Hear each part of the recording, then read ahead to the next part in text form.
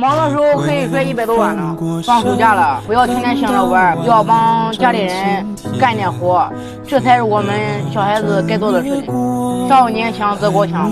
那你这么干活，感觉累不累呢？不累。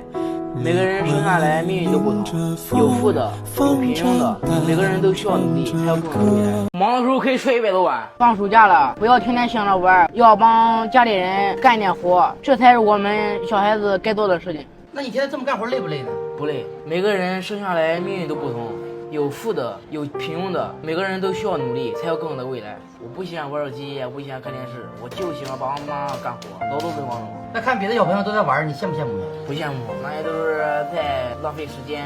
同学们都笑话我傻，但老师却说我很棒。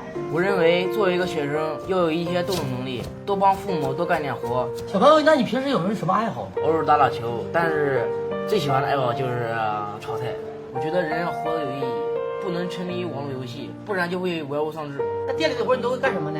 我会炒菜、转锅、扫地、拖地、抹桌子、换垃圾袋，然后洗碗，给客人点菜，然后还会算账。家务都会做什么呀？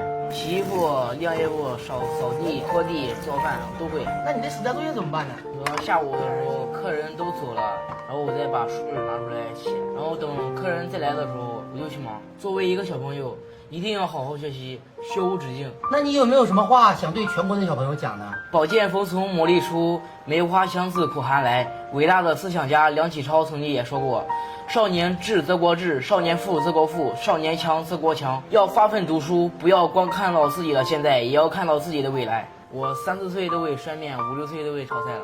我们家做碗面算我已经3代了。我看爸爸妈妈做板面那么辛苦，我立志要把板面发扬光大，做到全国全世界，让人人都能吃到我的板面。老板娘，你也太幸福了，怎么养一个这么优秀的儿子啊？从小就是这样的，我感觉他就是来报恩的。炒菜呀、摔板面，我们都没有教过他，他都是自己学会的。他会几十种炒菜，都是他自己学的。他那种火锅我们都不会。他是独生子吗？他不是，他还有一个姐姐，他非常疼他姐姐。平时在家里面，他姐的鞋、他姐的衣服啊，都他来洗，都他来刷。现在他跟他姐姐在一个学校，晚上的晚自习不是一顿饭嘛，就是每天给他俩零花钱他都不花，给他姐姐，他的钱也给他姐姐买饭吃。有时候我也吵他，我说你自己也不能这么勤俭节约。他说他是男子汉，他要多疼他姐姐。每天他几点钟给你们过来的？